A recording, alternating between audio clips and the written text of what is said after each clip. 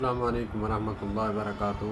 سر سونو شرما صاحب کا قیمتی جملہ، وہ فرما رہے تھے کہ آپ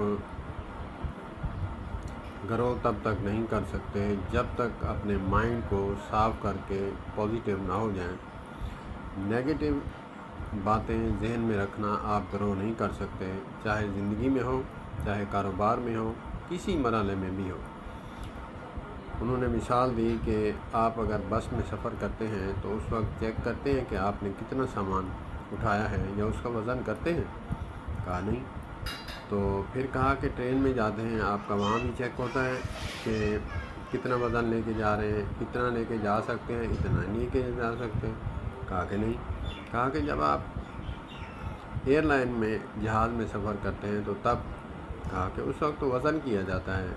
تو انہوں نے کہا کہ بیانی اسی طرح اپنے دماغ سے وہ باتیں چھٹک دینی ہوں گی جب آپ دنیاوی لحاظ سے بھی آگے بڑھیں یا پھر کسی لحاظ سے بھی آپ نے آگے بڑھنا ہے تو دماغ سے وہ فضول باتیں جھٹک دینی ہوں گی، اگرچہ آپ نے پرواز کرنی ہے۔ بیانی اسی طرح اسلام بھی کہتا ہے کہ اگر جنت میں پرواز کرنی ہے تو پھر حسد، بغض اور کینہ چھٹک دینا ہوگا، تب آپ جنت میں پرندوں کی شکل میں جو ہے آپ سیر کر سکیں گے۔ آپ کی پرواز جو ہے وہ کمال تک پہنچے گی۔ جیسے اللہ کے ولی دلوں سے انسانیت کا بغض نکال کر اللہ کے ساتھ لو لگا کر بیٹھتے ہیں تو پھر ان کا نام بھی قیامت تک کے لیے زندہ رہتا ہے۔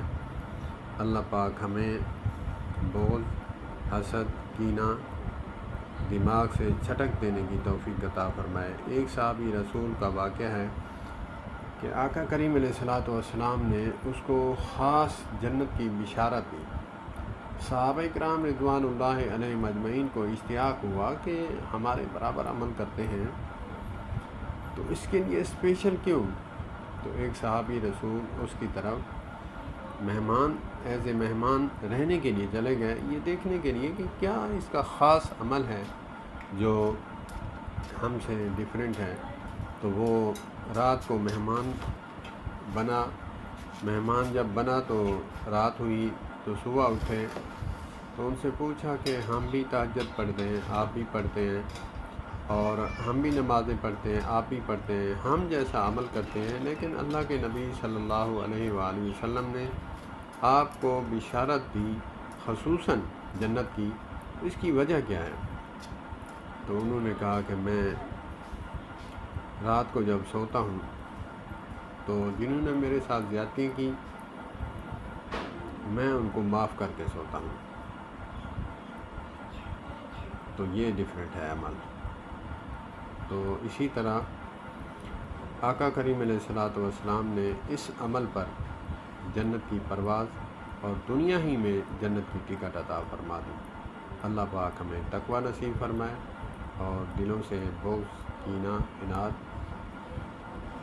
یہ بغض اور کینہ جو ہے اپنے اعمال کو ایسے کھاتا ہے جیسے آگ لکڑی کو کھاتی ہے۔ اللہ پاک عمل کی توفیق عطا فرمائے۔ والسلام علیکم ورحمۃ اللہ۔